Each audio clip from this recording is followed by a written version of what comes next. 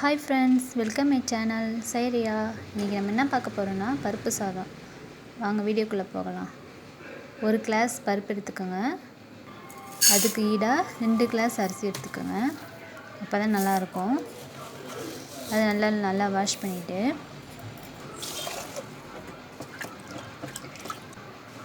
நம்ம எப்பவுமே 1க்கு 2 தண்ணி வைப்போம். இது கொஞ்சம் கூட வச்சுக்கோங்க. கொஞ்சம் குறைவாக இருந்தால் நல்லாயிருக்கும். அப்புறம் மிக்ஸி ஜாரில் ஒரு 4 வெங்காயம், 3 பல் பூண்டு, மஞ்சத்தூள், தனியாத்தூள், உப்பு இதெல்லாம் போட்டு அரைச்சிக்கோங்க.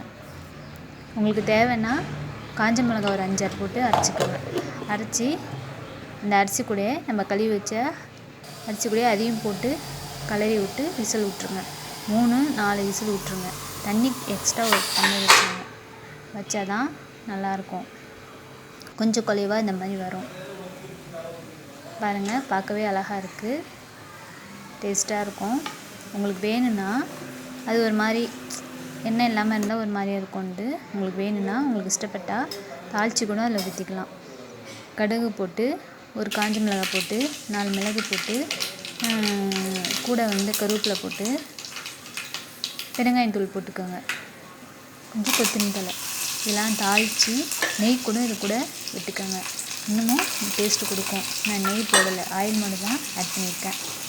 இது அப்படியே எடுத்து சாதத்தில் ஊற்றிட்டு நம்ம கிளறி விட்டு இதுக்கு சைட் டிஷ்ஷாக வாழைக்காய் பொரித்து சாப்பிட்டா இன்னமும் செம்ம டேஸ்ட்டாக இருக்கும்.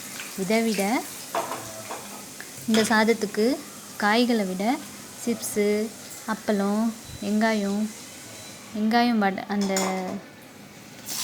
வடகம் இருக்குல்ல, அது நம்ம சாப்பிட்டோம்னா இன்னமும் டேஸ்ட்டாக இருக்கும்.